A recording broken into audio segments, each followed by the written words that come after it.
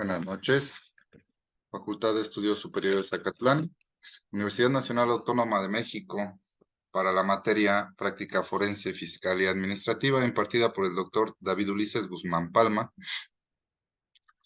Grupo 9002, presentado por el alumno Josué Israel Mesa Rojas. La correspondiente presentación corresponde a el artículo llamado el Sistema de Nulidades Administrativo Fiscal en las Leyes Federales Mexicanas, cuya autoría es de nuestro querido profesor, el doctor David Ulises Guzmán Palma. Como presentación, hay que mencionar que la teoría de la nulidad del acto administrativo es esencial para que se pueda entender cómo está conformada esta figura, eh, los errores que pueden llevar a que sea anulado y cómo influye en el control de la legalidad de las acciones de las autoridades administrativas. Lo anterior siempre debe de ser asegurando que estén emparejados y alineados con los objetivos estatales y, por supuesto, el respeto al derecho humano de todos los ciudadanos. En el ensayo que nos fue presentado, tiene como objetivo el hecho de explicar todos estos aspectos teóricos del sistema de nulidad en materia administrativa y fiscal en el derecho mexicano.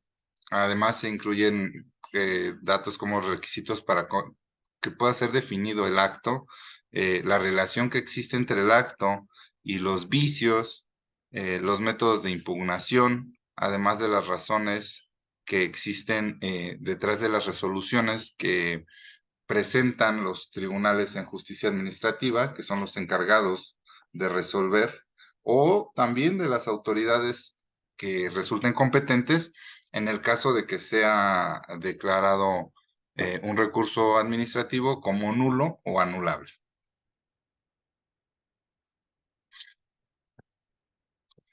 Sabemos que en nuestro país la justicia administrativa siempre resulta de naturaleza impugnatoria. ¿Esto qué quiere decir? Pues que se centra en que se revisan los actos que ya fueron realizados por las autoridades administrativas o fiscales, que ya perjudicaron o causaron un probable perjuicio a los derechos de los ciudadanos.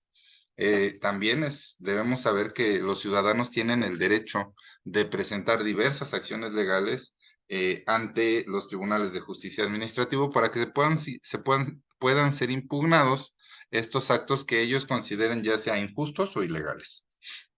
En estos casos, los jueces tienen la función primordial de que sea garantizado el cumplimiento de la legalidad de la actuación de todas las autoridades que emiten actos administrativos.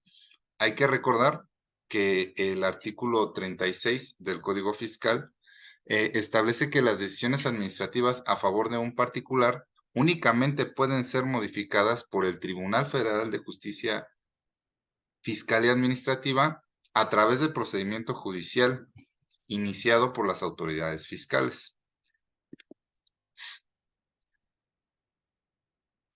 Hay que hablar que en materia de los juicios contenciosos administrativos o fiscales en nuestro país, los demandantes tienen la posibilidad de que soliciten la anulación de algún acto administrativo que ellos consideren que cause perjuicio a sus derechos. Eh, la toma de decisiones sobre cómo es esta nulidad siempre es resultado del análisis que realiza el juez, el cual debe de realizar la identificación de deficiencias o vicios que existen en el acto de autoridad. Hay que referenciar que este sistema de nulidades en materia administrativa está fundamentado en la teoría de la nulidad del acto administrativo, en el cual encontramos contribuciones de destacadas figuras como pueden ser Adriana Cabezuto Uribe, el ahora ministro Alberto Pérez Dayán o Jean-Claude Trompetit en nuestro país. Y también tenemos otras referencias que nos menciona el ensayo, como es el de Argentina, donde vemos a figuras tan relevantes como es Agustín Gordillo. El marco jurídico siempre va a establecer los requisitos que deben de ser cumplidos en los actos administrativos y fiscales. Y la emisión de estos se evalúa en función de los criterios que ya presentó el marco jurídico. Al final, la declaración de la nulidad o anulabilidad del acto, que más adelante veremos qué significan estos conceptos, se dará de acuerdo a la gravedad de los vicios que tenga contenido el acto. Este puede ser realizado por un órgano jurisdiccional o una autoridad en materia administrativa, ya sea, hay que entender que cuál va a ser el contexto. Se sabe que va a ser el órgano jurisdiccional cuando se trate de juicio contencioso administrativo y un recurso administrativo pues es presentado ante la autoridad administrativa.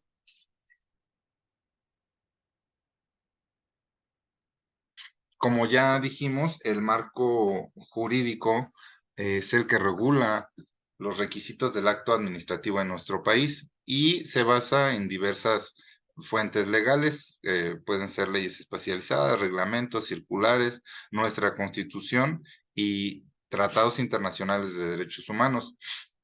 Sin embargo, existen ocasiones en que los jueces deben de realizar una interpretación de estas normas para que puedan determinar si el acto administrativo es nulo o anulable. En estas situaciones dependen de la teoría, la cual juega un papel muy importante para ayudar a identificar la figura legal que se debe de aplicar y cuáles van a ser los efectos que va a tener.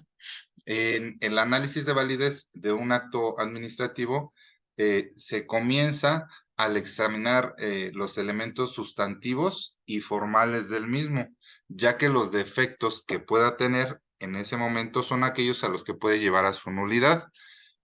Se sabe que los tribunales desempeñan un papel muy importante al establecer los criterios judiciales que van categorizando los vicios que puede haber en un acto administrativo en función de la gravedad del mismo vicio.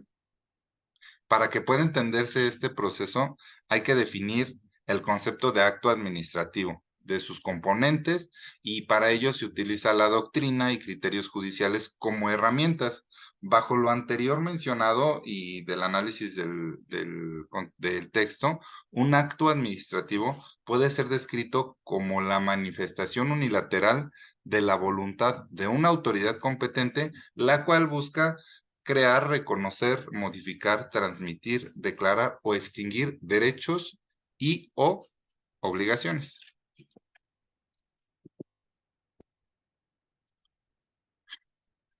Sumando a lo anterior, hay que decir que el acto administrativo, tal como los contratos, es una expresión de la voluntad, pero en este caso es una expresión de la voluntad de la autoridad, la cual, dentro de su ámbito de competencias, busca que sean satisfechas las necesidades sociales de los gobernados, y al afectar los derechos y obligaciones de los particulares, incluso hablando de cuestiones fiscales.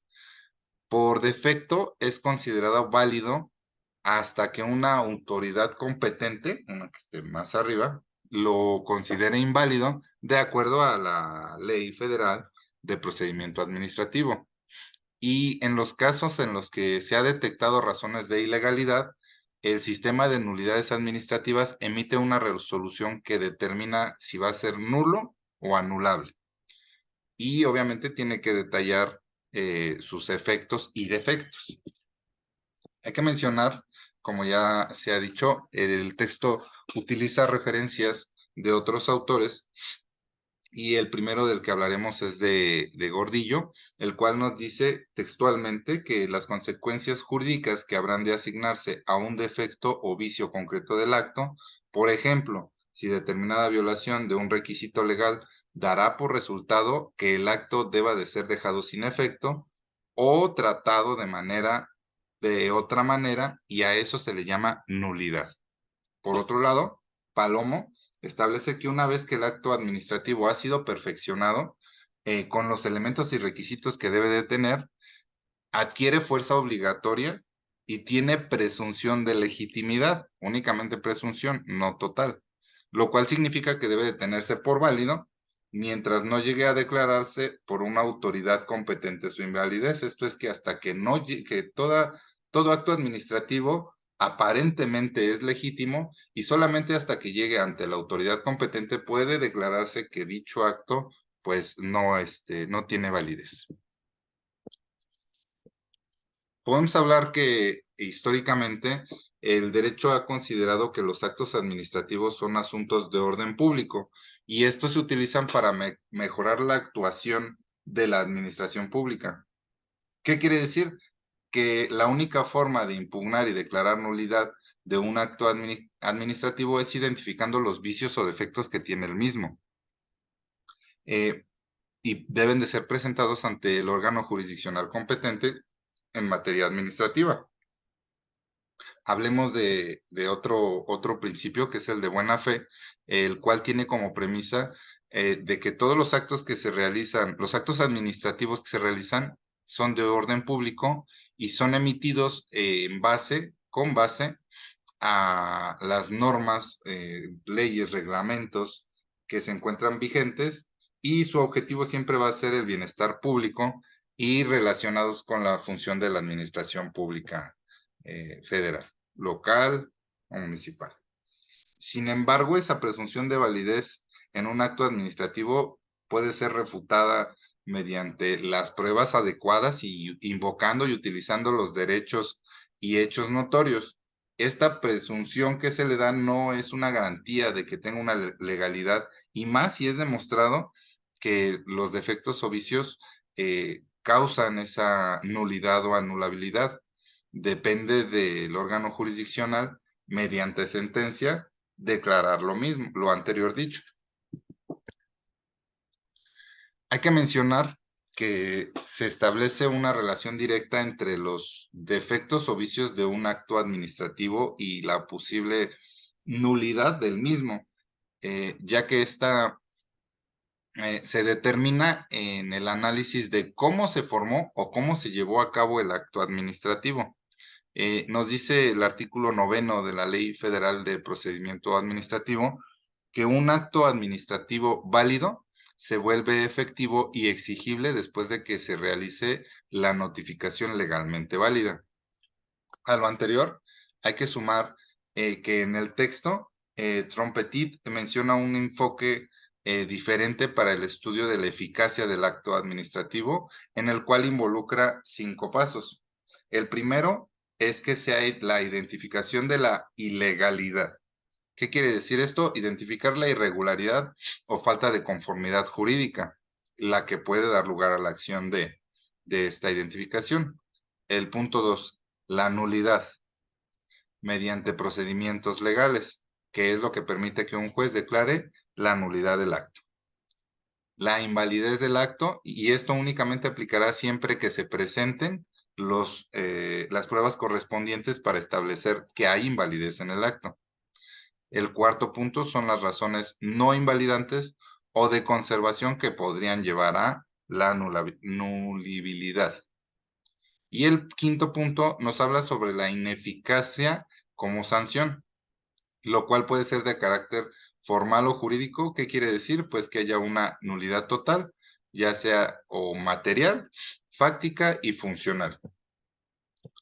Al final, resumido esto, se aborda la relación que existe entre los defectos, de un acto administrativo y su nulidad, así como la manera en que se puede determinar su eficacia y posibles sanciones. El sistema de nulidades en el ámbito administrativo está basado en razones tanto formales como materiales. Esto permite decidir si el acto debe de ser anulado por completo, considerándolo inexistente en el marco jurídico, de lo cual quiere decir que hay nulidad total, o si puede ser parcialmente revocado para que siga teniendo efectos solamente algunas partes del acto administrativo. A esto lo llamamos anulabilidad. Hay que presumir que los actos administrativos están emitidos de acuerdo al sistema jurídico vigente y tienen como destinatario a la administración pública. A razón de ello, cualquier persona o autoridad que se encuentre afectada por la existencia o la ejecución de un acto administrativo tiene la posibilidad total de recurrir a procedimientos como lo es el recurso administrativo o el juicio contencioso para buscar su anulación. En el caso del juicio contencioso administrativo, la sala correspondiente del Tribunal Federal de Justicia Administrativa se encarga de emitir una sentencia en virtud del artículo 52 de la Ley Federal de Procedimiento Contencioso Administrativo. ¿Qué nos dice esta ley con respecto a la, este, a la validez? Uno, la sentencia podrá reconocer la validez de la resolución impugnada. Dos, declarar la nulidad de la resolución impugnada. Nos vamos a la fracción quinta, declarar la nulidad de la resolución impugnada, y además de eso nos habla de que se debe de reconocer al actor la existencia de un derecho subjetivo y que sea condenada al cumplimiento de la obligación correlativa. El inciso B nos dice que se otorgue o se restituya al actor el goce de los derechos que le fueron afectados con este acto administrativo y a través de este juicio y de la sentencia. Y por último, el inciso C nos dice que sea declarada la nulidad del acto o resolución administrativa en carácter general. En este caso, se cesarán los efectos de los actos de ejecución que causen agravio o afectación al demandante, inclusive el primer acto de aplicación que hubiese impugnado. La declaración de nulidad no tendrá otros efectos para el demandante, salvo lo previsto en las leyes de la materia de la que se esté hablando.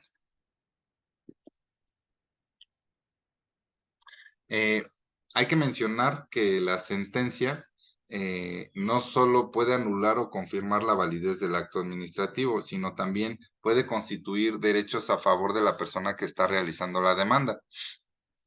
¿Como cuáles? Pues como que se declare la existencia de un derecho subjetivo, que sea demandado al cumplimiento de una obligación y o que se otorgue o restituye a la parte actora los derechos que le fueron afectados con este acto administrativo.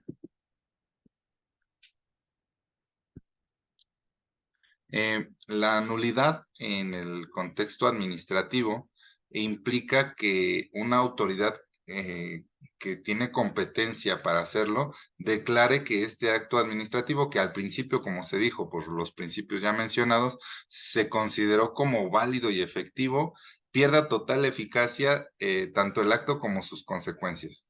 Y esta declaración de nulidad siempre tendrá un efecto retroactivo y existen casos en los que puede tener efectos constructivos para la parte que presenta la demanda. Por otro lado, también hay que entender que la anulabilidad se refiere a la reposición de solamente algunos componentes o elementos que tiene el acto administrativo por orden de dicha sentencia ya antes mencionada. ¿Esto qué quiere decir? Que no es totalmente válido, pero solamente algunos de los aspectos de ese acto pueden ser corregidos o modificados ya en razón de la autoridad correspondiente. Vamos a pasar a la segunda parte, en la cual está titulado como requisitos y vicios del acto administrativo. Primero hablemos de los requisitos del acto administrativo. Hay componentes que debe tener el acto administrativo, los cuales que en caso de ausencia o defecto resultan en una nulidad absoluta. Esta se llama nulidad, mientras que otros provocan una nulidad relativa. Esta se llama anulabilidad, como lo vimos en la diapositiva anterior. Además, hay que mencionar que existen elementos esenciales que deben llevarse a cabo y cumplirse, como lo establece el artículo 16 de la Carta Magna, en los cuales se requiere que todos los actos de autoridad deban de estar por escrito, debe de realizarlos la autoridad competente y deben de estar fundados y motivados en todo momento.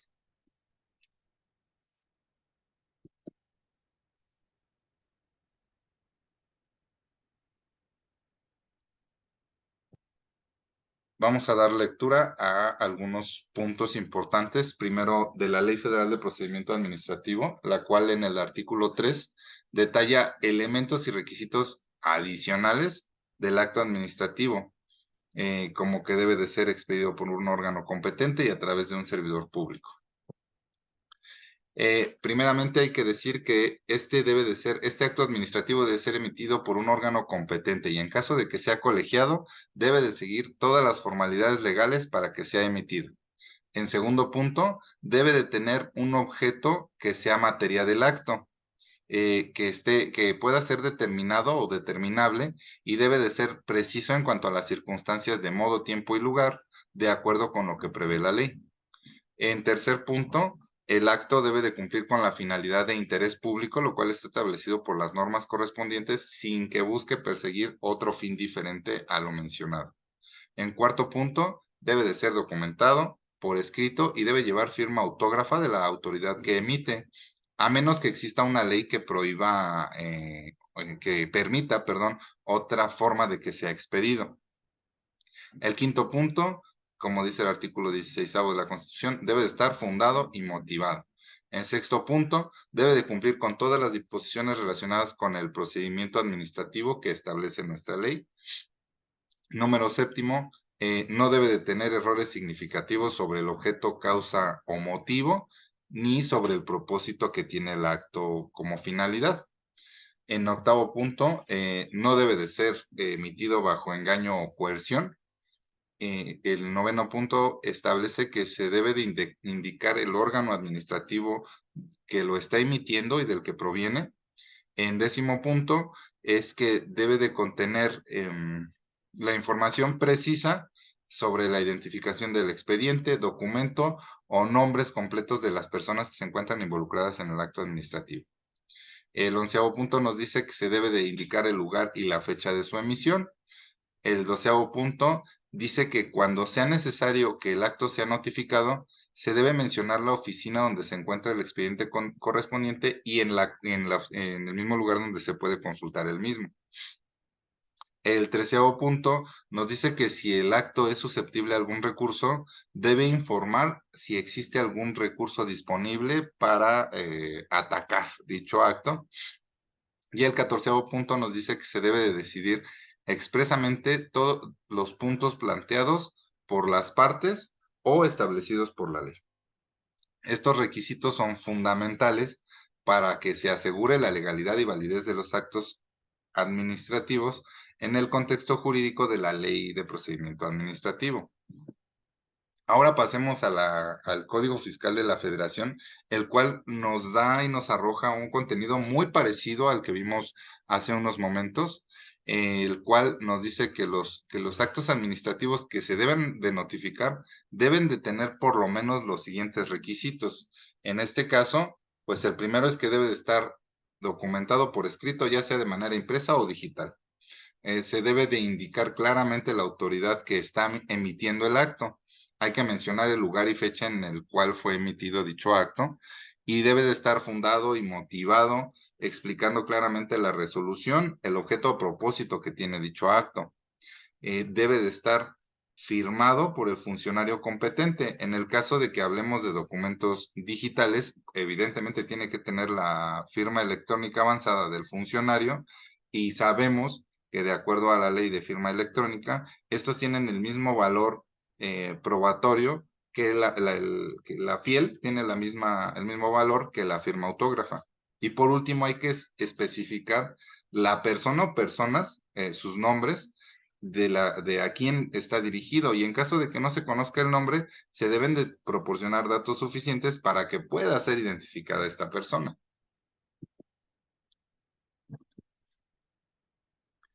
La Ley Federal de Procedimiento Contencioso Administrativo nos establece dos tipos de actos administrativos. ¿Cuál es el primero? Los actos concretos. Estos son actos que están dirigidos derecha a la flecha a una persona específica o a varias, pero bien especificado. Y el otro es el de actos generales, en el cual se habla de normas jurídicas, las cuales tienen una aplicación general que como tal no son leyes y se pueden incluir en reglamentos, decretos, acuerdos, normas oficiales mexicanas, circulares, formatos, lineamientos, criterios, metodologías, instructivos, directivas, reglas, manuales y otras disposiciones que establezcan obligaciones específicas cuando no exista competencia. Vamos a pasar a la segunda parte de este capítulo en el cual se habla de los vicios del acto administrativo. Hay que establecer que la relación causa y efecto que existe en los actos, en los requisitos de un acto administrativo y sus posibles defectos o vicios son los que llevan a la nulidad o anulabilidad, derivado al análisis conjunto que se realice por la autoridad competente. Estos criterios judiciales siempre se van a basar en la idea de que la presencia de una causa de nulidad sea indicada por un defecto en la conformación del acto. A continuación del texto se van a mencionar algunos de los defectos a los cuales se puede enfrentar un acto administrativo. ¿Esto qué quiere decir? Que es muy importante que sean examinados esos requisitos y defectos para que al emitirse un acto administrativo vaya conforme a derecho. El primero del que hablaremos es el que habla sobre la competencia o incompetencia del órgano que emite el acto administrativo competente. En el texto que revisamos, se aborda la importancia de la competencia de la autoridad que emite el acto administrativo y cómo esa falta de competencia puede resultar en su nulidad absoluta o plena. La competencia se basa en la existencia de un órgano con titular y facultades determinadas, las cuales pueden estar respaldadas ya sea por la Constitución, por leyes, reglamentos, por reglamentos administrativos o manuales de funcionamiento. La incompetencia, por otro lado, implica la ausencia de este requisito en específico y se considera un derecho humano en favor de los ciudadanos. Además de ello, el texto también referencia el artículo 51 de la Ley Federal de Procedimiento Contencioso Administrativo, el cual nos dice que se permite al tribunal declarar de oficio la incompetencia de la autoridad y la falta total de fundamentación o motivación en una resolución administrativa, ya que estos aspectos son de orden público y son fundamentales para garantizar la validez de los actos humanos. El segundo punto es el objeto del acto administrativo, el cual debe de ser debe de ser congruente con sus facultades y debe de ser descrito de forma específica. En el texto que revisamos se subraya la importancia de que el objeto de un acto administrativo esté correctamente definido y debe de estar relacionado de una forma coherente con la voluntad de la autoridad que está emitiendo dicho acto, así como alineado con las finalidades del Estado, ¿no? Y si existe alguna incongruencia entre la voluntad o las facultades de la autoridad y los objetivos estatales, el objeto del acto se considera como si fuera defectuoso o estuviera viciado, lo que puede dar lugar a causas de nulidad. Además, en esta parte del texto se mencionan definiciones que proporcionan Palomo y Pérez, los cuales destacan la relevancia de la intención razonada de la administración y la necesidad de que el objeto del acto sea lícito, posible y cierto para evitar vicios en su contenido. El tercer aspecto a revisar es el fin que tiene el acto administrativo y el cual debe de ser público. Hay que destacar que todos los actos administrativos deben de estar alineados con la naturaleza pública del Estado, lo cual implica brindar servicios públicos en beneficio de los ciudadanos, en lugar de que se busque promover objetivos privados o personales de las personas que se encargan del aparato estatal. Se señala que hay una legislación que vincula los fines públicos y los fines privados, como la ley de las asociaciones público-privadas, la cual regula todos esos proyectos, ya sean de infraestructura o de servicios que tengan un uso general. Hay que mencionar que un acto administrativo se considera de interés público cuando hay un beneficio para la sociedad en general, a todos los ciudadanos del país. Y por otro lado, si el acto beneficia a la autoridad y no a los ciudadanos, ahí también se considera que el acto es defectuoso, que está viciado y que puede ser anulado. El cuarto punto es el acto administrativo, el cual debe de emitirse por escrito y firmado. Para que exista una certeza jurídica en la emisión y contenido de un acto administrativo, hay que mencionar que es muy importante que este acto sea por constancia de que esté por escrito y que tenga firma autógrafa. Un criterio judicial mencionado destaca que la firma es un requisito formal y fundamental, considerado un elemento esencial para la existencia del acto. Sin la firma no hay existencia del acto, ya que esto representa una manifestación de manera gráfica de la voluntad que tiene la autoridad para emitir dicho acto administrativo. Cuando no hay firma, cuando existe la ausencia de firma, es otra causa de ilegalidad, lo que puede conducir, como ya se ha dicho anteriormente, a la nulidad absoluta, en este caso no a anulabilidad, sino a nulidad absoluta del acto administrativo. El quinto punto es la motivación y la fundamentación. Como ya se dijo, el artículo 16º de la Carta Magna establece que la autoridad está obligada a proporcionar razones, motivos y preceptos jurídicos que justifiquen la razón del acto administrativo, lo cual es obligatorio para las autoridades y para los ciudadanos es un derecho humano. Existe un criterio judicial el cual distingue que entre la falta de fundamentación y la falta de motivación, señalando que ocurre la primera cuando se citan preceptos legales inaplicables al caso, mientras que la segunda se refiere a la presencia de motivos que no se ajustan a los requisitos de la norma legal citada como fundamento. En este caso, ambas deficiencias son considerados requisitos de validez, en este caso constitucional, porque es la Constitución quien los fundamenta, y a falta de, en caso de que se encuentren estas dos deficiencias, eh, es como tal una violación a la garantía de legalidad y esto puede llevar a la anulabilidad del acto administrativo. El sexto punto a mencionar es el debido proceso.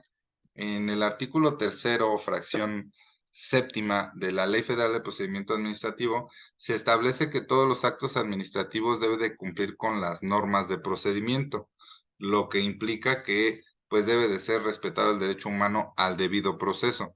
Y esto va más allá de lo denominado formalidad procesal y se involucran prerrogativas específicas que tienen los ciudadanos, tales como el derecho a la contradicción, el derecho a una defensa adecuada, entre otros.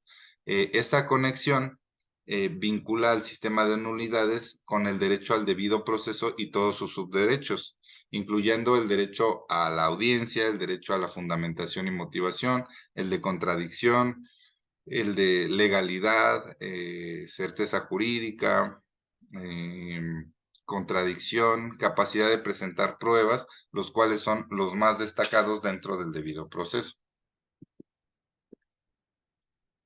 El siguiente punto es el de libre de error respecto a la finalidad del acto. En este caso, ¿qué hay que decir? Pues que es fundamental que el acto administrativo esté libre de errores en cuanto hace a su finalidad, ya que ésta se refiere al objetivo que busca la administración para lograr emitir el acto, generando consecuencias jurídicas que deben de estar alineadas con el interés público. Cualquier error en la finalidad del acto lo hace ilegal y evidentemente no acorde con los principios y propósitos legítimos de la administración pública. El siguiente punto es que no exista dolo ni violencia. Existe un concepto, el cual es la desviación de poder, el cual es un vicio del acto administrativo. Esto pasa cuando la autoridad que lo emite utiliza el poder que tiene como aparato estatal y administrativo para un propósito diferente al que le fue conferido originalmente. Este vicio implica un abuso de autoridad y es considerada una irregularidad. Además, la presencia de violencia afecta la voluntad del consentimiento del emisor y también se considera un vicio, ya que distorsiona el consentimiento necesario para que pueda haber validez en el acto. Existen otros elementos mencionados dentro del acto administrativo que son de carácter más específicos, en los cuales se debe de referir a la oficina de consulta del acto administrativo, el lugar y fecha de su emisión y la identificación del expediente del acto administrativo. Por otro lado, los actos administrativos deben de especificar con mucha claridad la persona a la que se dirige y precisar el nombre del gobernado. Además, debe de señalarse el recurso o juicio que puede utilizar dicho gobernado para impugnar el acto administrativo.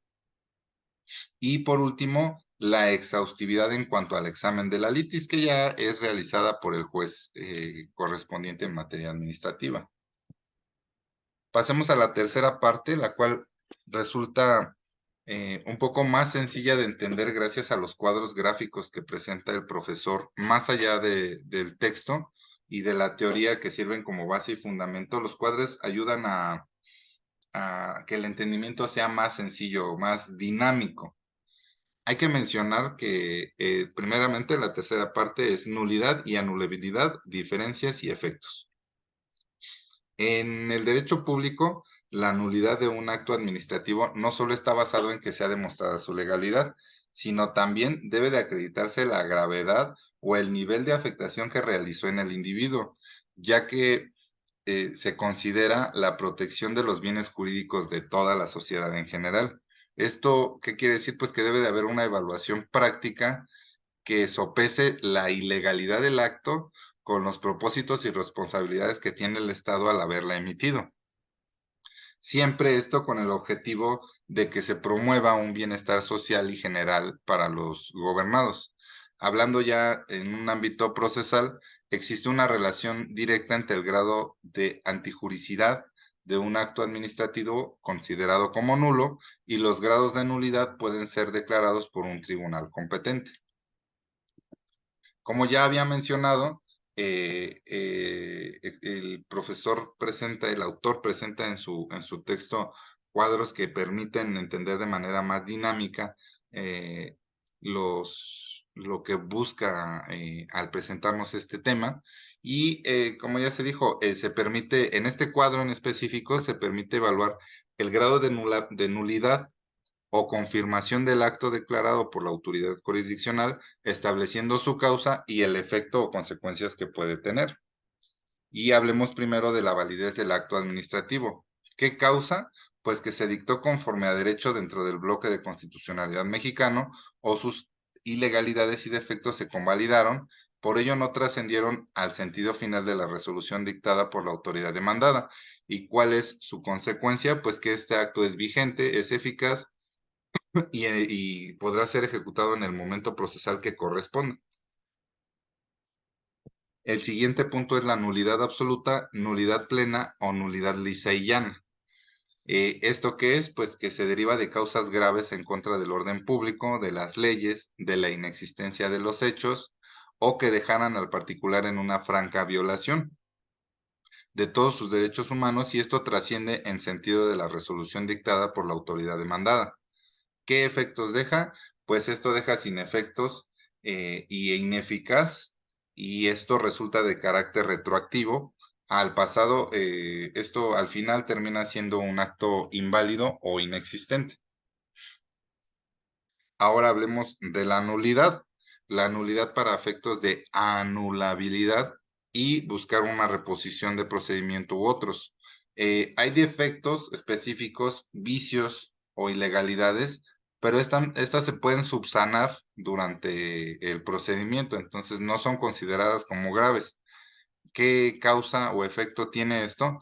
Pues que el acto sea válido y el órgano jurisdiccional en su sentencia precisa cuáles son los efectos y cómo la autoridad debe corregir eh, dicho acto administrativo para que no trascienda en el sentido de la resolución o en perjuicio del particular. Y en este caso, una vez que el acto es subsanado, pues resulta eficaz, como si hubiera sido un acto válido administrativamente. Se ha mencionado mucho la nulidad o la anulabilidad. Eh, Igual, este cuadro resulta muy útil, ya que hablando de la nulidad, la cual es absoluta, total, lisa y llana, como ya se dijo anteriormente, o nulidad plena, la nulidad absoluta nos dice que en este caso, en el caso de la de nulidad, es porque existen vicios graves y evidentes y notorios, que hay incompetencia en la autoridad, que existe un vicio en el objeto, que hay vicios en el procedimiento administrativo de acuerdo a lo que prevé la ley, que hay una falta de autoridad, falta de voluntad en la autoridad que emitió por escrito y firmó el acto o no lo hizo, que no existe una adecuada motivación o fundamentación del acto administrativo, que alguno de los elementos o varios de los elementos fueron viciados, que se fueron omitidos requisitos formales para la conformación del acto administrativo, o que existen vicios en el consentimiento, como lo son el error o el dolo, como ya fue mencionado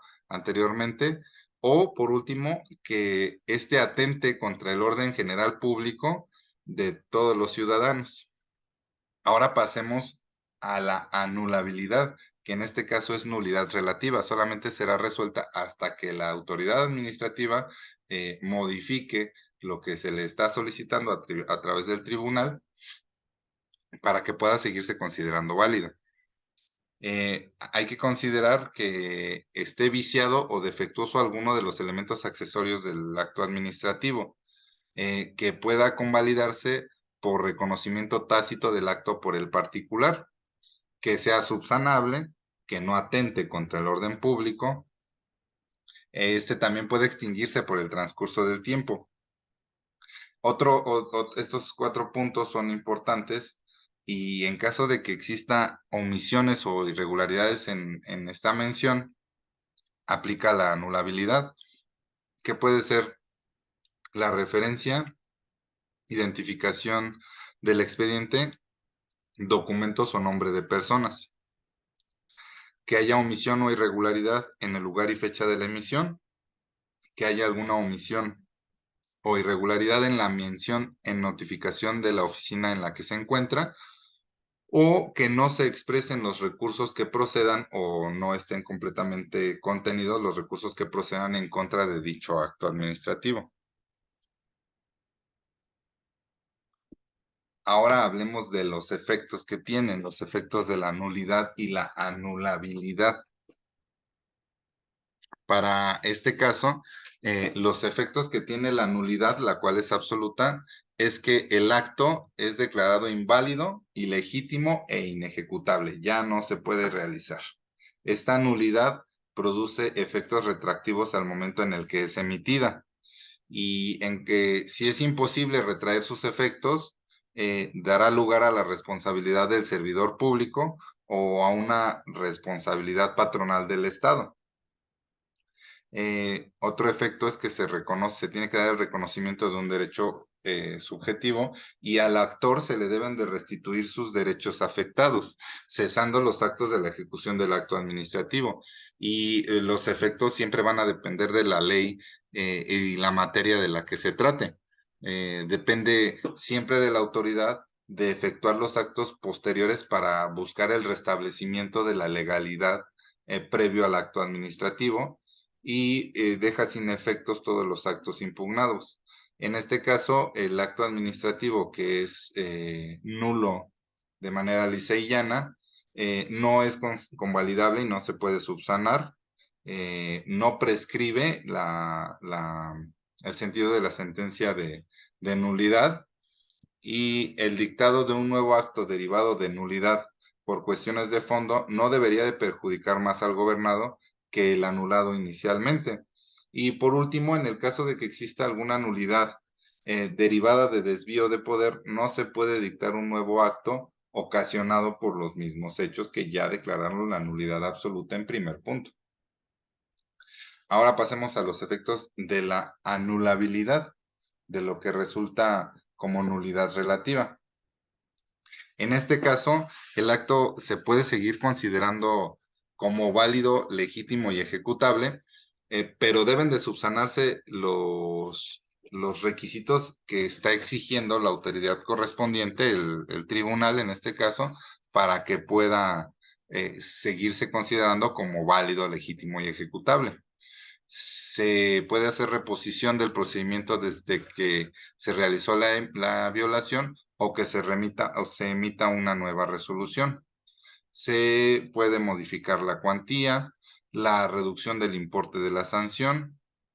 En este caso, sí puede haber una convalidación o subsanación, pero solamente en casos específicos, como puede ser que no exista un vicio grave en algunos de los elementos que mantienen la vigencia del acto, que se ha suprimido o corregido el vicio que lo está afectando, o que y una vez eso se restituye la validez del acto. Para estos efectos, la sentencia debe de ser precisa y clara en la forma y los plazos que debe de cumplir la autoridad para que sea subsanado el acto administrativo del cual se está buscando una anulabilidad. Con respecto al texto y a las conclusiones que podemos dar del mismo y a las que menciona el autor dentro del mismo, hay que mencionar que la nulidad de un acto administrativo en nuestro país es originada por la presencia de algún vicio, defecto o exceso al momento de su emisión. Y esta puede ser declarada únicamente por una autoridad jurisdiccional o administrativa, ya sea en caso de juicio o de recurso administrativo. Para que pueda evaluarse la nulidad, deben de evaluarse y considerarse los requisitos del acto y los vicios en los que puede caer el acto, las leyes que se le aplican, los preceptos constitucionales y algunos criterios judiciales. La nulidad, como ya vimos, puede tener diferentes grados, esto en razón de la gravedad de los vicios y en razón de dicha gravedad, pues puede ser eh, cancelada de manera absoluta o para efectos. Como ya se mencionó, existen medios específicos para obtener la nulidad, los cuales incluyen el recurso administrativo o el juicio de nulidad.